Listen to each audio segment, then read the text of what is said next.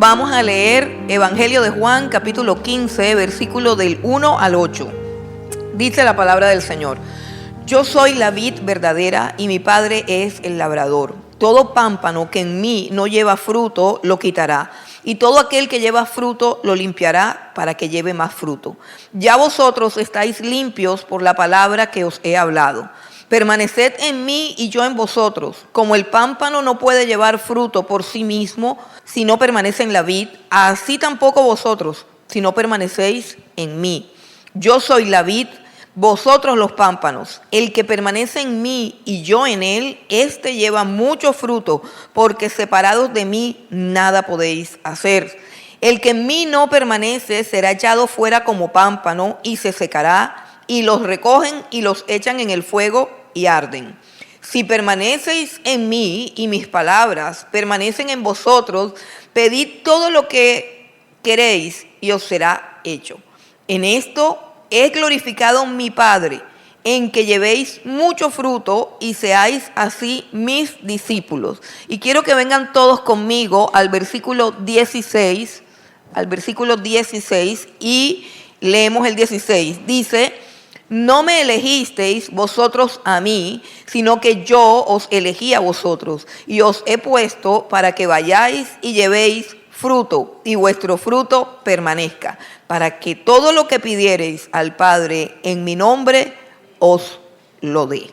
Gloria a Dios. Bueno, la semana pasada también estuvimos compartiendo este texto y aprendimos las cosas más sencillas, las cosas más simples, las cosas más elementales que están allí.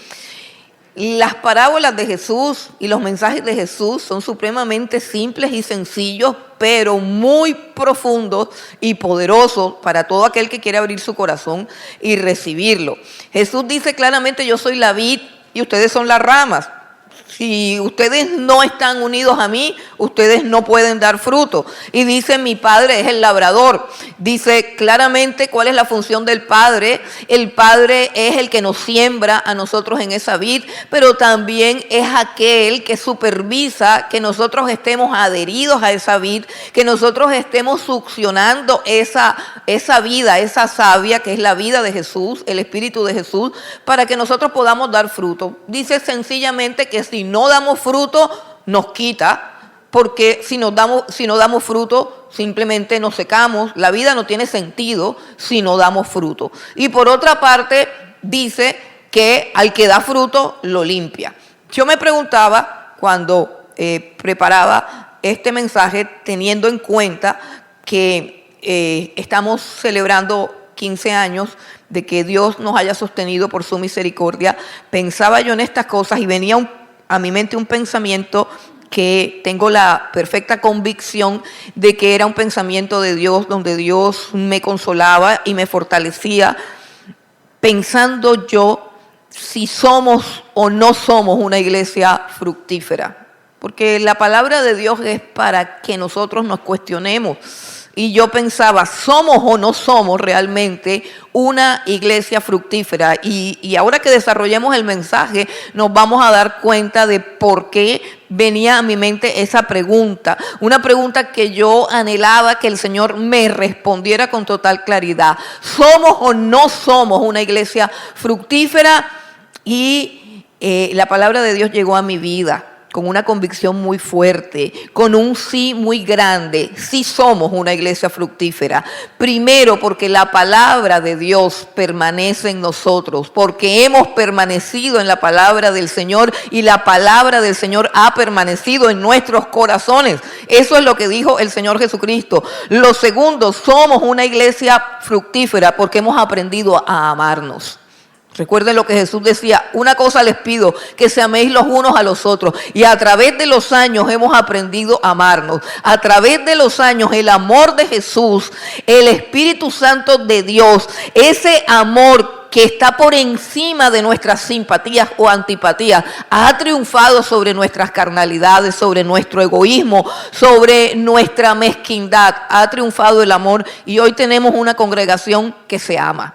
Si usted no se siente amado aquí, es porque usted no anda por aquí. Pero es una congregación que se ama. Es una congregación que ha sabido aprender a dar, a amar, a compadecerse, a compartir, a perdonar sobre todo, y ha aprendido a valorar a cada persona que entra y que sale por esa puerta.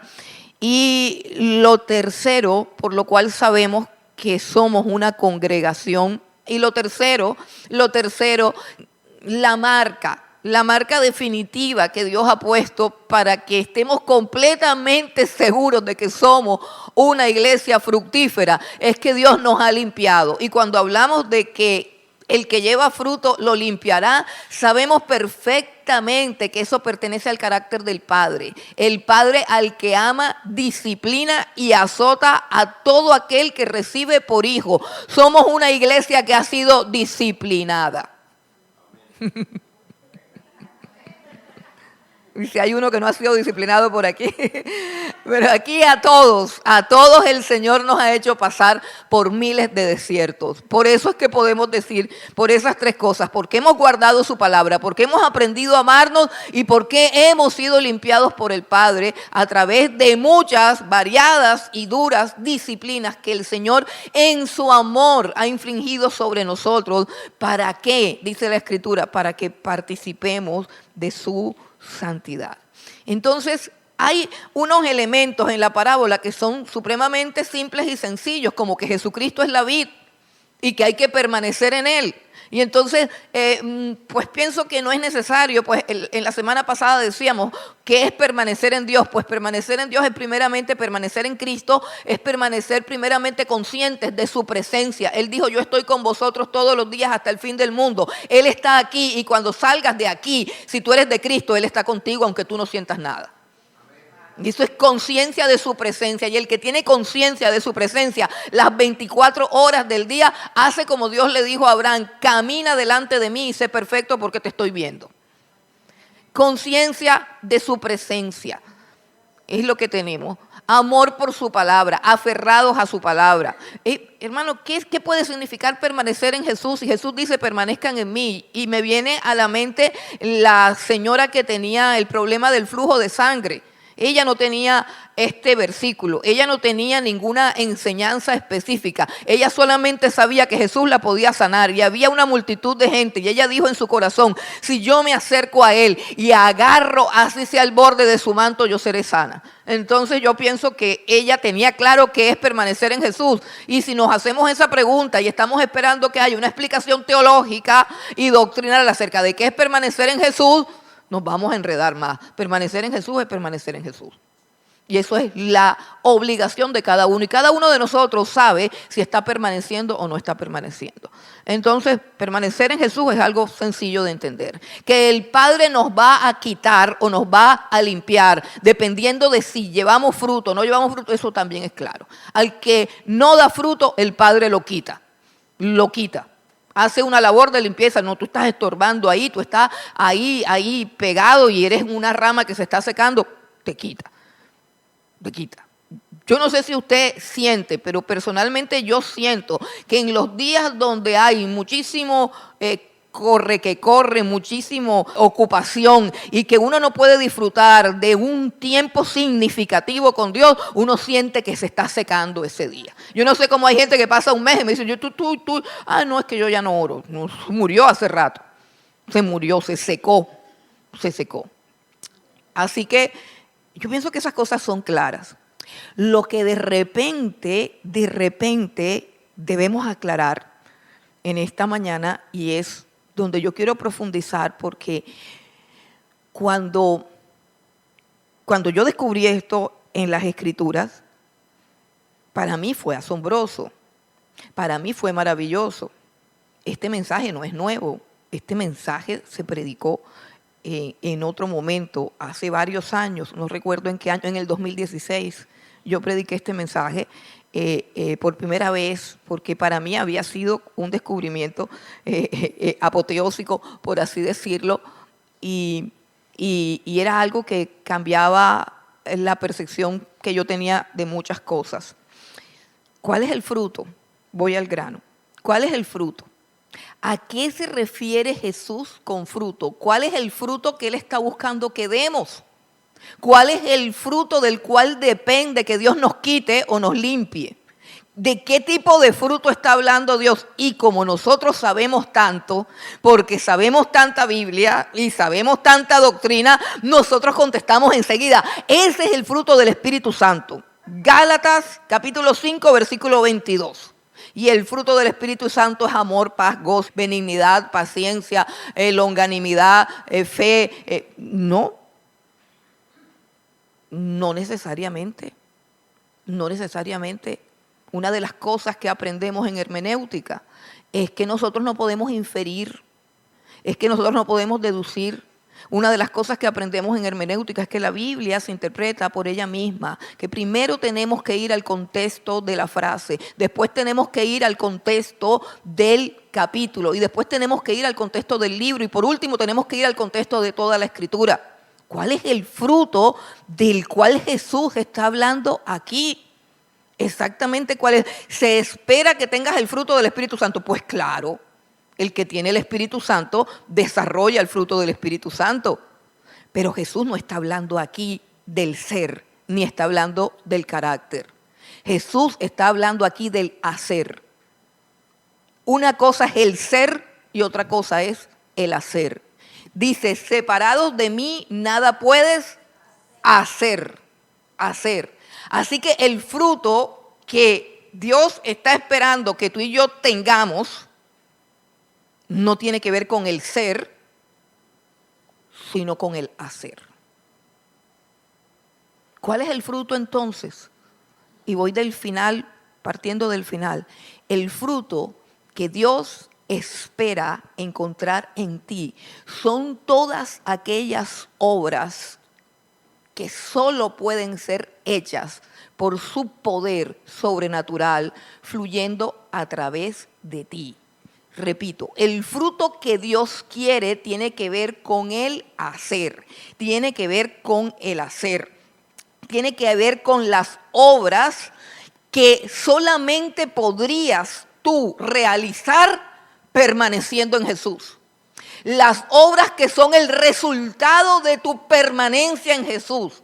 Las obras que son la manifestación de la vida de Jesús y del poder de Jesús fluyendo a través de ti. Ese es el fruto que se quiere, el fruto de la permanencia en Cristo, el fruto de que la vida de Cristo fluya en ti. Y esto se conecta perfectamente con Juan 14, que fue lo que vimos o lo que estamos viendo en esta serie de mensajes. En Juan 14, versículo 12, Jesús está hablando de ese mismo fruto. De cierto os digo, el que en mí cree diga duro, obras. Las obras que yo hago, Él las hará también y aún mayores hará porque yo voy al Padre. Y continuó diciendo, y todo lo que pidieres al Padre en mi nombre, lo haré para que el Padre sea glorificado en el Hijo. Si algo me pides en mi nombre, yo lo haré. Jesús está hablando de obras grandes, obras gloriosas, obras poderosas que solamente pueden ser hechas a través del poder de Dios que se manifiesta o que se activa, como dicen los maestros raros, que se activa a través de la fe. Hermanos, los héroes de la fe del capítulo 11, los héroes de la fe del capítulo 11, ¿los conoce? ¿Sabe de quién está hablando? Del capítulo 11 de Hebreos, sí, los héroes de la fe del capítulo 11 de Hebreos no son exaltados por su carácter. Y me imagino, o lo dice la Escritura, por ejemplo, que Moisés era el hombre más manso de toda la tierra, así que abundaba en mansedumbre. Y la Biblia dice de muchos hombres acerca de todo lo que tenían del carácter de Dios o del carácter de Cristo a través del Espíritu que Dios les había dado, etcétera, etcétera. Pero los héroes de la fe que están en Hebreos capítulo 11 no son exaltados por su carácter, sino por sus obras. Y dice el capítulo 11 de Hebreos, entre mil cosas más, por la fe Abel ofreció un mejor sacrificio que Caín. Por la fe Noé con temor reverente preparó un arca en el que se salvase él y toda su familia. Por la fe Abraham salió de su tierra y dejó a toda su familia sin saber a dónde iba. Por la fe Sara, siendo estéril y además de eso menopáusica, recibió fuerzas para engendrar un hijo y recibió fuerzas para darlo a luz también. Por la fe Abraham subió al monte Moria a sacrificar a su hijo Isaac, porque sabía que Dios lo podía resucitar. Por la fe los padres de Moisés, cuando Faraón había dado la orden de que todo niño tenía que morir, lo ocultaron por 3 meses. Y cuando ya el niñito estaba muy llorón y no lo podían ocultar, hicieron un canasto, lo sellaron con brea, colocaron al niñito y lo mandaron por el río, porque tenían fe en que algo iba a pasar. Y ese mismo Moisés, por causa de su fe, también tomó la decisión de rechazar la oferta del diablo, de ser próximo faraón, de ser un heredero al trono de Faraón, y decidió en vez de eso caminar en un desierto y ser, como dice la Escritura, ser maltratado con el pueblo de Dios. Ser maltratado con el pueblo de Dios, dice. Y yo creo que cuando tradujeron la Biblia y dijeron que Moisés prefirió ser maltratado con el pueblo de Dios, se equivocaron. Y en vez de con, hubiesen puesto por. Porque cuando yo veo la historia de Moisés, los únicos que los maltrataron fueron el pueblo de Dios. Entonces, más bien, yo creo que se equivocaron.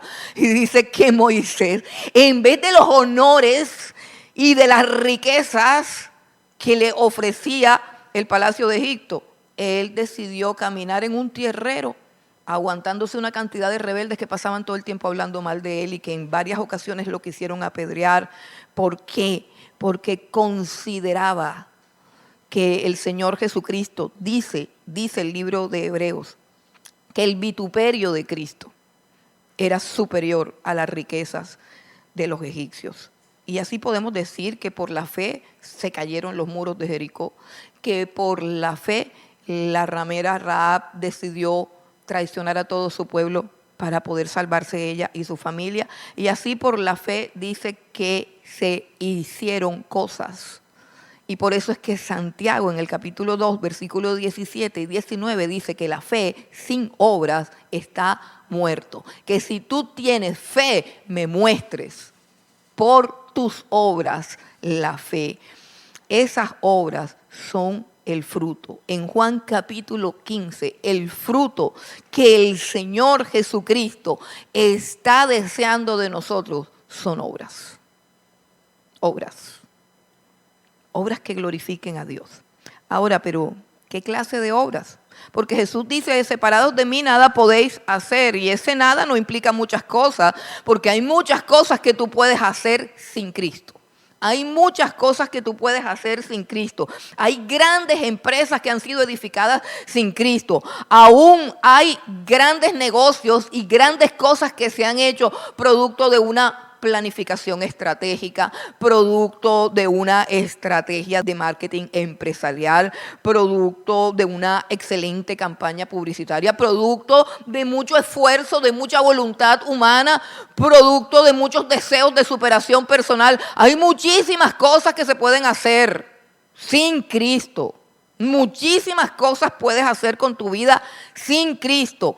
Eso no es lo que Jesús está buscando y de eso no es que se está hablando. Y ahora que está de moda la inteligencia artificial hace de todo, de todo. Los ingenieros están en peligro, los arquitectos están en peligro, hasta los poetas están en peligro porque ella también compone poesía. Entonces, sin Cristo podemos hacer muchas cosas. De hecho, ya hicieron un robot y han hecho una cantidad de cosas, no solamente sin Cristo, sino aún más, han hecho muchas cosas en contra de Cristo. Pero estamos hablando del fruto que Dios el Padre está esperando en cada uno de nosotros. Y esas son cosas sobrenaturales que solamente por el poder de Dios es que podemos hacer. Vamos un momentico a Santiago, poner un ejemplo. En Santiago encontramos a Elías. Vamos un momentico al libro de Santiago y encontramos al profeta Elías. Santiago capítulo 5. el versículo 17 y 18, Santiago 5, versículo 17 y 18. Miren a este Elías. Era grande, ¿por qué? Porque tenía un buen carácter. Lee, ¿qué dice de Elías? Elías era un hombre santo, puro, nunca cogía rabia, nunca se alteraba. ¿Qué dice de Elías? Versículo 17 dice, Elías era hombre sujeto a pasiones semejantes a las nuestras y oró fervientemente para que no lloviese y no llovió sobre la tierra por 3 años y 6 meses. Y otra vez oró y el cielo dio lluvia y la tierra produjo su fruto. Yo me imagino que Elías tenía que ser un gran hombre de Dios, pero resulta que la Biblia no lo exalta por su carácter, sino por sus obras, por lo que él pudo lograr, por lo que él pudo alcanzar. Y quiero decirte algo también, en Primera de Pedro, el libro que sigue ahí mismo de Santiago, sigue Primera de Pedro, y ahí mismo en el capítulo 4 de Primera de Pedro hay una clave que tiene que ver con lo que tú haces. De pronto tú dices, bueno, yo no tengo que hacer nada sobrenatural. Sí. Yo tengo que tocar el piano y para eso hay cursos de piano y hay gente que toca el piano sin necesidad de orar ni nada de esas cosas. O yo puedo simplemente ser de portero y ser muy amable en la portería y puedo simplemente hacer llamadas y puedo simplemente preparar una clase para los niños y yo tengo esa capacidad y pues no necesito de hacer nada sobrenatural. Pero mira lo que dice Primera de Pedro. En Primera de Pedro capítulo 4, el versículo 10, mira lo que dice. Cada uno según el don que ha recibido, ministrelo a los otros, como buenos administradores de la multiforme gracia de Dios. Hasta ahí todo parece normal, tienes un don, ministralo. O sea, tú tienes un don, sirve en la iglesia con ese don. Pero no es así tan fácil. Versículo 11. Dice, si alguno habla, o sea, si tú quieres hablar, si el don tuyo tiene que ver con hablar, con predicar, con exhortar, con no sé, que tenga que ver con hablar, dice el versículo 11, si alguno habla, hable conforme a las palabras de Dios. Hable conforme a las palabras de Dios. Si alguno ministra conforme al poder que da Dios. ¿Para qué? Para que en todo sea glorificado Dios por medio de Jesucristo, a quien pertenecen la gloria y el imperio por los siglos de los siglos.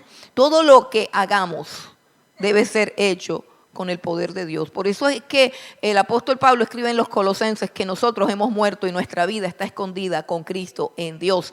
Si queremos la excelencia está en Dios. Si queremos lograr algo, el poder está en Dios. Dios quiere que seamos instrumentos de su poder y de su gloria, porque esas obras sobrenaturales que hace Dios a través de nosotros son ese fruto que lo glorifica. Pero quiero mostrarte un ejemplo y quiero que vayamos a el Evangelio de Marcos, porque allí es donde está el ejemplo más importante de lo que te quiero decir, porque yo sé que tú toda la vida has pensado que el fruto que el Señor está buscando es el fruto del Espíritu Santo.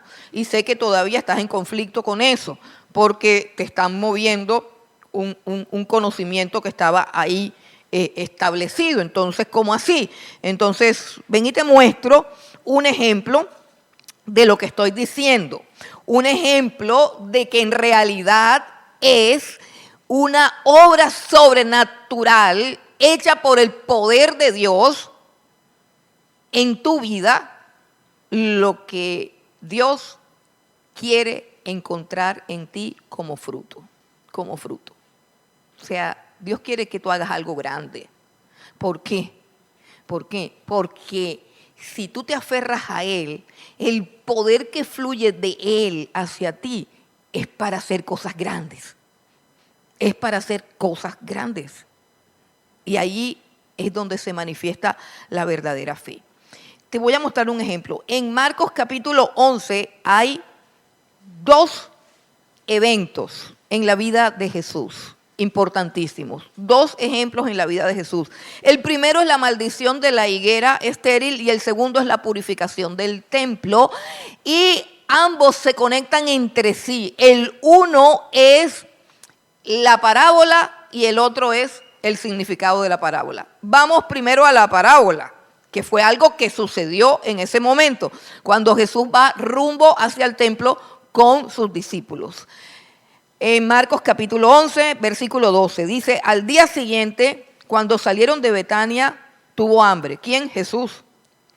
Y viendo de lejos una higuera que tenía hojas, fue a ver si tal vez hallaba en ella algo. Pero cuando llegó a ella, nada halló sino hojas, pues no era tiempo de higos.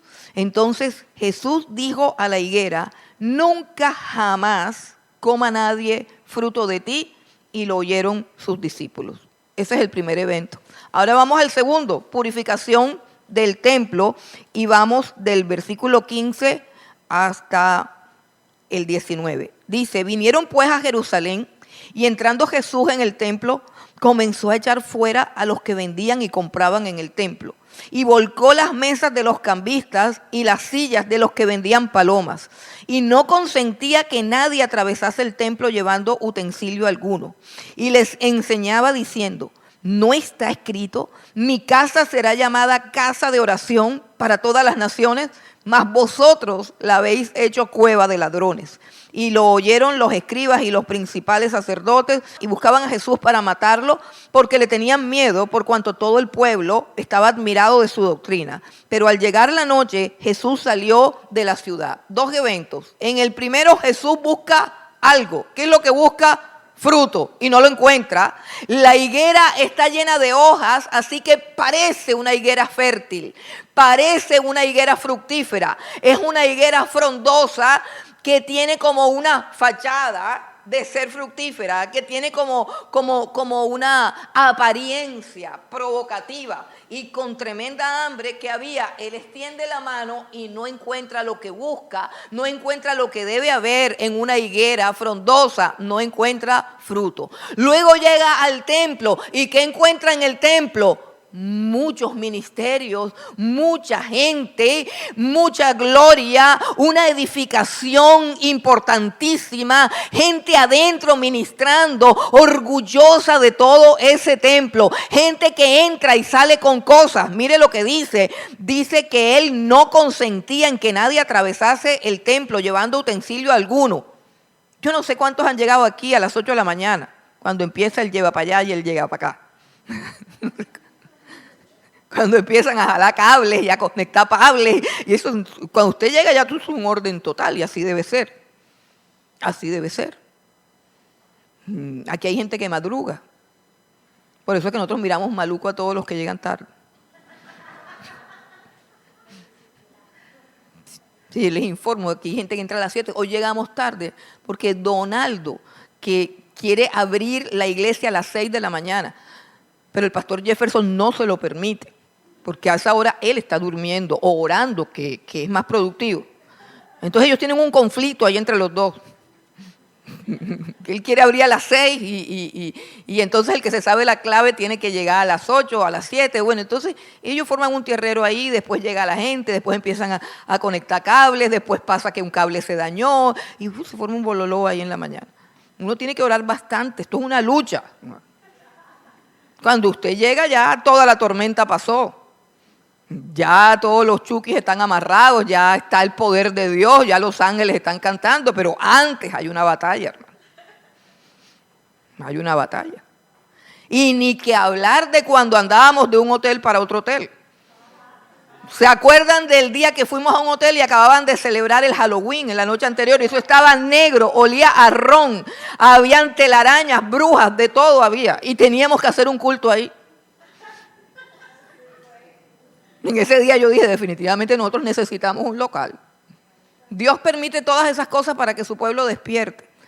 Entonces, pues así es en un templo. Imagínense un templo pequeñito y se mueve tanta cosa, tanto utensilio, tanto cable. Ahora se imaginen la suntuosidad de ese templo. Un templo que Herodes construyó tratando de imitar, tratando de alcanzar la gloria del templo de Salomón para conquistar los corazones de los judíos, y los judíos en ese templo llevando cada cosa y cada utensilio. Pero Jesús tampoco encontró en ese templo lo que estaba buscando. Había mucha cosa, pero no lo que él quería. Él dice, mi casa es casa de oración.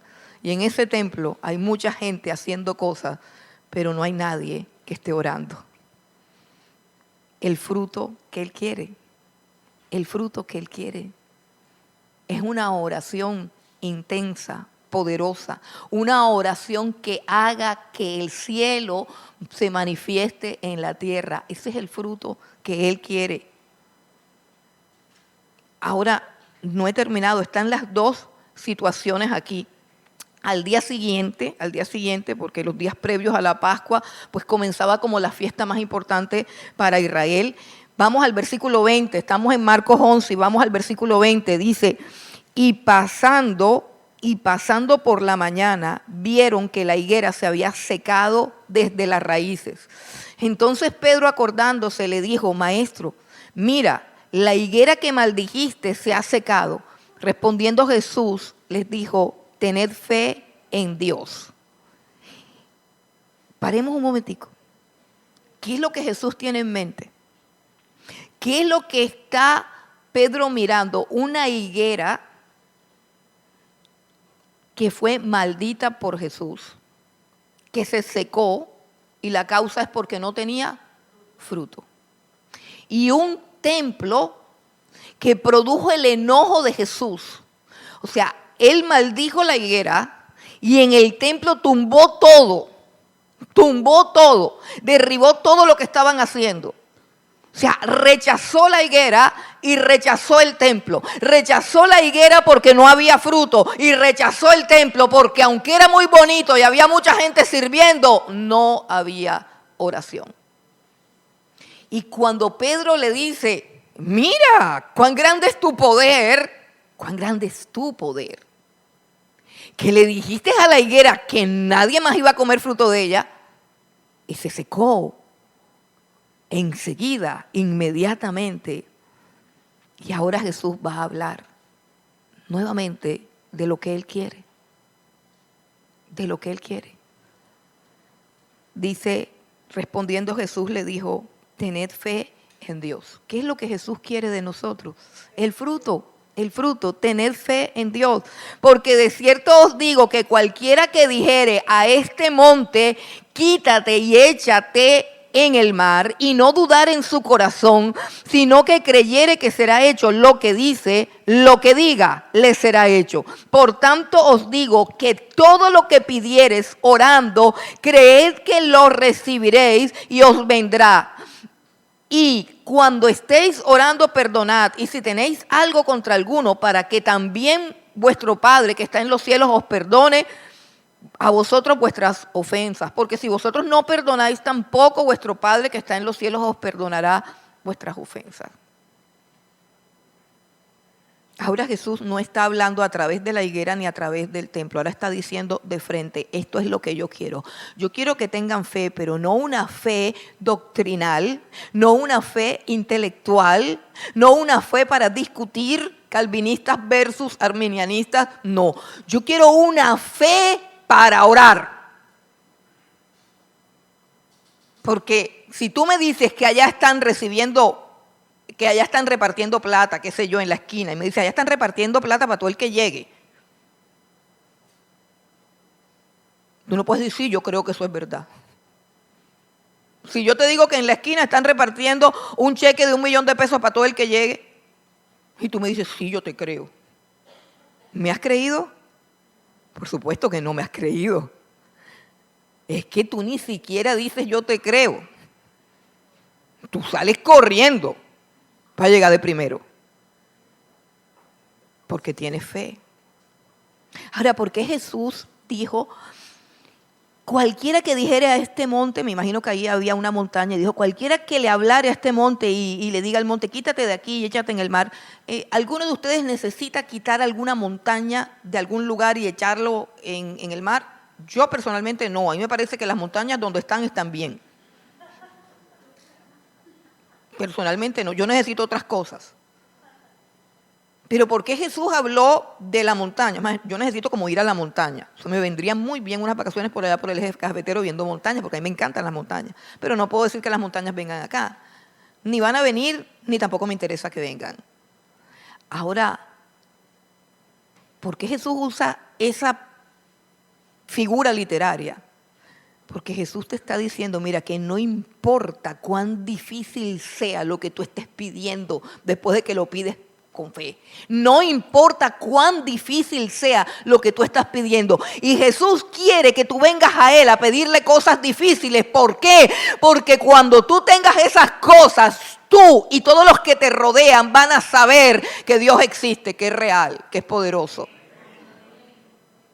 Esos son frutos que de verdad glorifican a Dios. Entonces por eso es que Jesús está diciendo, encuentro mucho movimiento, encuentro mucho circo, encuentro mucha actividad, encuentro muchos dones, encuentro muchas cosas, pero no encuentro una vida de oración fuerte, fructífera, que haga milagros, que haga prodigios por la oración, que se manifiesten los milagros y los prodigios por la oración. Eso es lo que Jesús quiere. Dice, por tanto os digo que todo lo que pidiereis orando, creed que lo recibiréis y os vendrá. La fe se manifiesta en la oración. La oración es la expresión de la fe. Si tú no oras realmente, tú no tienes fe, eres un teólogo, eres una persona instruida en las doctrinas, pero si tú no tienes el coraje y el valor de entrar a tu cuarto, de cerrar la puerta, de doblar las rodillas y de clamar al Dios del cielo, tú realmente no crees en Dios. No crees en Dios, porque Dios es más que una doctrina, Dios es más que una enseñanza, Dios es más que un concepto, Dios es el creador del universo, es el todopoderoso.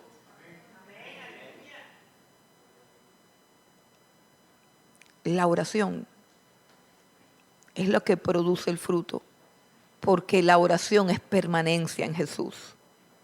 Eso es la oración. ¿Sabes por qué? Porque yo oro, de pronto tú dices, bueno, yo oro en la mañana. Yo oro en la mañana, yo oro a las 5, yo oro a las 6. Bueno, ese es tu tiempo de intimidad con el Señor. Ese es tu tiempo de intimidad con Él, ese es tu tiempo de oración. Hermano, pero ¿qué es lo que tú haces después el resto del día? ¿Sabe qué hago yo el resto del día? Espero que Él conteste la oración y de esa manera mi comunión con Él continúa. ¿Sí entiendes lo que te estoy diciendo? Si tú hablas con una persona y quedas en algo con esa persona, tú cuelgas, pero el resto del momento estás esperando el encuentro, estás esperando que se produzca aquello que tú hablaste con esa persona, y esa es la vida de oración. Yo voy a la presencia de Dios y pido cosas reales, pido cosas que necesito, pido ver su gloria, pido ver su poder, clamo a Él y luego espero en Él. Luego espero en Él. Y aunque esté ahí con la olla moviendo, estoy esperando en Él. Estoy esperando en Él. Y esa expectativa me llena de gozo y ese gozo me lleva a su presencia.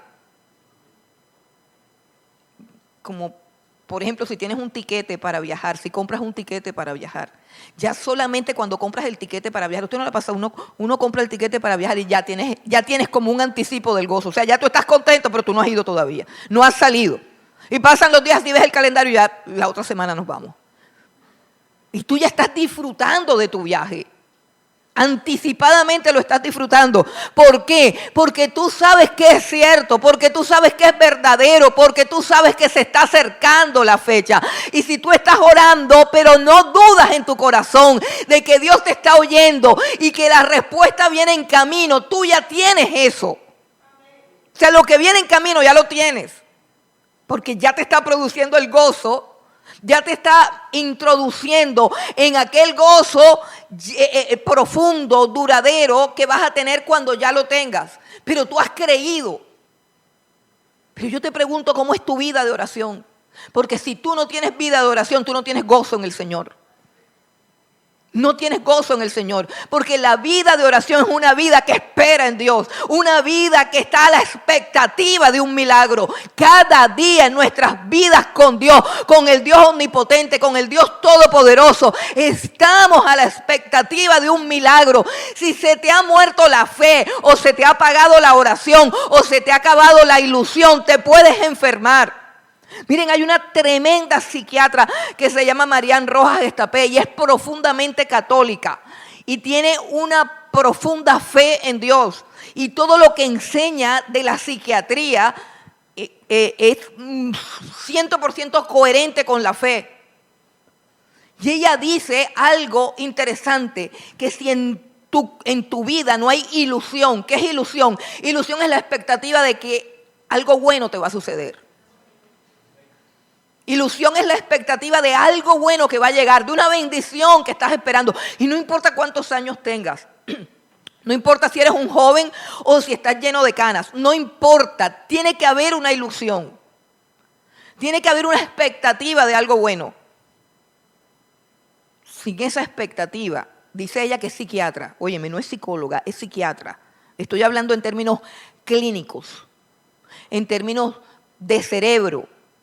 Ella dice que inmediatamente el cerebro comienza a morirse. Las neuronas, la sinapsis, la conexión que hace, la sinapsis que hacen las neuronas, el proceso de regeneración neuronal se detiene. Porque el cerebro no tiene ilusión. Porque lo que tienes es lo de hoy y ya. Y Dios nos llama a una vida de fe, a una vida de milagros, a una vida de prodigios. Yo no soy, ni nunca jamás seré como los maestros ortodoxos, no quiero decir la palabra, de esos que son de sana doctrina, de esos serios, que son cesacionistas. Que dicen que ya no hay milagros, ya no hay prodigios, ya. Si te partiste la pierna, te partiste la pierna, ya. Si te enfermaste, ya prepárate para morir. No, eso no es así. No hay nada en la Biblia que diga. Es más, hay en la Biblia cosas que dicen lo contrario, porque las mismas obras que yo hago, dice Jesús, ustedes también las harán. Y aún mayores que ellas, ustedes también harán. Lo que tenemos que cuidar es la fe y la permanencia en el Señor. Pero es necesario, y aunque el fruto lo hace Dios, oye, estas cosas portentosas o gloriosas o sobrenaturales que Dios hace, las hace Dios, por supuesto, no las hace tú, pero son el resultado de tu vida de oración, de la intensidad de tu vida de oración. La intensidad de tu vida de oración es la que produce el fruto. Y ese fruto produce el gozo y produce gloria para Dios y produce plenitud para nuestros corazones. Hermanos, si no oramos, estamos acabados. Si no oramos, estamos muertos, estamos secos. No importa lo que estudiemos. Hermano, yo estudio para orar mejor. Porque cuando tú tienes argumentos, tú puedes argumentar mejor tu oración. Cuando tú conoces todos los atributos de Dios, cuando tú conoces el carácter de Dios, tú sabes cómo llegarle a Dios. Tú sabes cómo pedirle a Dios. Tú sabes cómo clamar. Gente que dice, pero ¿qué vamos a pedir? Pero ¿cómo así? O sea, tú no quieres nada. No tienes ninguna necesidad. No tienes ningún imposible. No quieres un milagro en tu vida. Tú realmente no crees que Dios puede cambiar tu historia y tus circunstancias. Porque Él ha cambiado la mía. ¿Tú crees que tú tienes que vivir en depresión? ¿Tú crees que tú tienes que vivir en escasez? ¿Tú crees que tú tienes que vivir en miseria? ¿Tú crees que tienes que vivir en miedo? ¿Tú crees que tienes que vivir en esa reducción? No.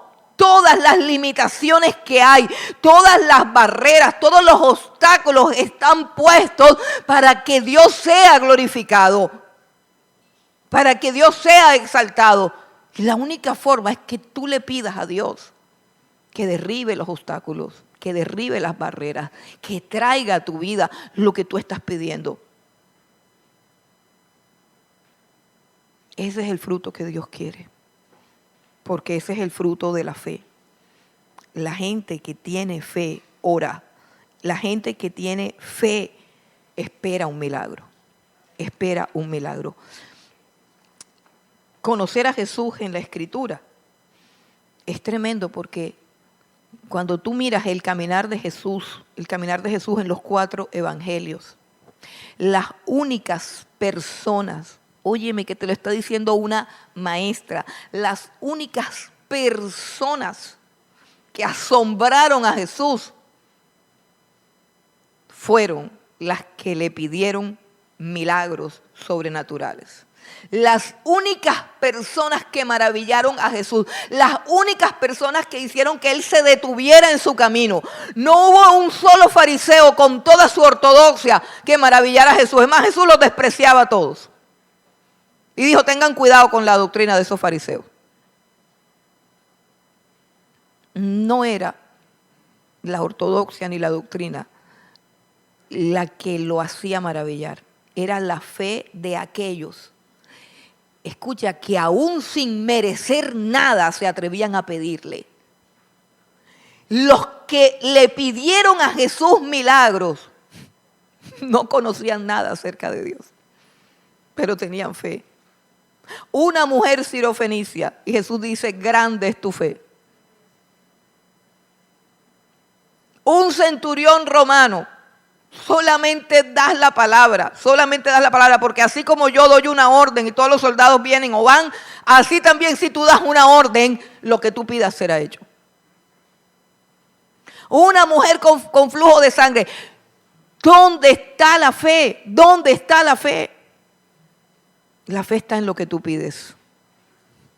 La fe no está en lo que tú sabes. Escucha, la fe no está en lo que tú sabes. El tamaño de tu fe lo determina el tamaño de tu oración. El tamaño de tus peticiones, ese es el tamaño de tu fe. Y ese es el tamaño de tu fruto. Y ese es el tamaño de la gloria que tú le das a Dios. Ahora, se trata solamente de portentos y de milagros. Se trata de prodigios. No, hermano, Él quiere una vida de oración insistente. Una vida de oración profunda. No para las señoras de la oración. No para los que trabajan. Si hay un hombre de oración en la Biblia, era un hombre ocupado y trabajaba en la política del reino de Babilonia. Daniel, hombre fiel en la oración. Hombre fiel en la oración. La gente cree que la oración es para las señoras que están desocupadas. No. La oración es para los hombres que quieren hacer algo en la vida.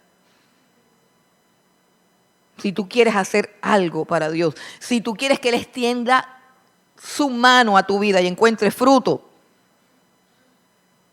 lo que Él pide de ti es simplemente oración. Yo quiero que vengas conmigo al Evangelio de Lucas, donde hay 2 personajes que a mí me encantan y que estos personajes tan preciosos y tan valiosos, que el Señor los multiplique en esta iglesia, en esta congregación. Dios multiplique personas así. En Lucas capítulo 2. En Lucas capítulo 2 encontramos a 2 personas. El primero se llama Simeón y la segunda se llama Ana. Vamos a mirar a Simeón en Lucas capítulo 2, versículo 25. Llevaron al Señor Jesús para ser circuncidado. Para ser circuncidado lo llevan al templo conforme a lo que está escrito en la ley. ¿Qué sucede en el templo? Versículo 25, Lucas 2. Y aquí había en Jerusalén un hombre llamado Simeón. Y este hombre, justo y piadoso, esperaba la consolación de Israel, y el Espíritu Santo estaba sobre él. ¿Qué estaba esperando? Él no estaba esperando cambiar de carro, él no estaba esperando cambiar de casa, él no estaba esperando ningún milagro personal, él estaba esperando ver la gloria de Dios en su pueblo Israel. La consolación de su pueblo, del pueblo de Dios. Y dice que le había, versículo 26, le había sido revelado por el Espíritu Santo que no vería la muerte antes que viese al ungido del Señor. Y movido por el Espíritu, vino al templo. Y cuando los padres del niño Jesús lo trajeron al templo para hacer por él conforme al rito de la ley, él le tomó en sus brazos y bendijo a Dios diciendo: ahora, Señor, despide a tu siervo en paz conforme a tu palabra, porque han visto mis ojos tu salvación, la cual has preparado en presencia de todos los pueblos, luz para revelación a los gentiles y gloria de tu pueblo Israel. ¿No les parece interesante que el Señor Jesús, no volteen la página, el Señor Jesús que reclama esa oración en ese pueblo, haya inspirado también, el Espíritu Santo ha inspirado a Lucas para resaltar a estas dos personas que quizás eran desconocidos para Israel, pero eran intercesores, oraban por Israel, y sus nombres y sus vidas y sus ministerios quedaron plasmados. Pero más que eso, vieron con sus ojos la gloria de Dios. Por años ellos habían esperado la venida del Mesías que había sido anunciada. Por años ellos esperaban la venida del Mesías. Y allí en ese templo se encontraron con el Señor. Ahora vamos al versículo número 36. Dice: estaba también allí Ana, profetisa, hija de Fanuel, de la tribu de Aser, de edad muy avanzada, pues había vivido con su marido 7 años desde su virginidad, y era viuda hacía 84 años, y no se apartaba del templo, sirviendo de noche y de día con ayunos y oraciones. Esta pues, presentándose en la misma hora, daba gracias a Dios y hablaba del niño a todos los que esperaban la redención en Jerusalén. 2 personas había en el templo que oraban. La grandeza del ministerio de estas personas es que oraban. Ellas oraban porque tenían fe. Ellas oraban porque estaban esperando. Ellas oraban porque tenían ilusión. Ellas oraban porque tenían expectativa. Y su expectativa era ver al Mesías. Habían envejecido orando en el templo. Y le decían a Dios que no muramos hasta que nuestros propios ojos no puedan contemplar tu gloria. Y Dios hizo exactamente lo que ellos pedían. Exactamente lo que ellos pedían. Vamos a terminar en Juan 15. ¿Cuál es el propósito final de todas estas cosas? ¿Cuál es el propósito final de este fruto? Versículo 8, Juan 15, versículo 8 dice: en esto es glorificado mi Padre, en que llevéis mucho fruto y seáis así mis discípulos. Mucho fruto y seas así mis discípulos. Si no logras nada para Dios en oración, no tienes fruto. No tiene fruto. No importa lo que hagas, no importa lo que creas, el fruto tiene que ver con los logros de tu oración. Pero hay algo más, hay algo más. El propósito final de todo esto es la gloria de Dios, pero hay una implicación. Mira lo que dice el versículo 11, dice: estas cosas os he hablado para que mi gozo esté en vosotros y vuestro gozo sea cumplido. La palabra cumplido ya significa completo, perfecto, perfecto. Tienes frustraciones, tienes periodos de depresión, tienes periodos de tristeza, sientes vacíos a veces, no tienes un gozo perfecto, no tienes un gozo cumplido, tienes amargura, tienes miedo, tienes resentimiento, ardes de celos, de inseguridad. Una vida de oración tan simple, tan sencillo. Una vida de oración que clama a Dios. Una vida de oración que alcanza grandes cosas para Dios. Que no se necesita nada. No necesitas graduarte de nada. No necesitas hacer un curso de nada. Solamente orar. Solamente clamar, solo pedirle a Dios que haga lo que tú necesitas, lo que tú anhelas, lo que tú con tu fuerza es imposible hacer. ¿Y qué sucede? Que Dios es glorificado y que tu gozo es completado. Tu gozo es completado. Dios quiere que seamos gente gozosa. Dios quiere que seamos gente plena, gente dichosa. Hay una parte donde Jesús le dice a los discípulos: hasta ahora no han pedido nada en mi nombre. Pidan para que el gozo de ustedes sea un gozo completo. Pidan, pidan. Dios quiere simplemente una vida de oración poderosa.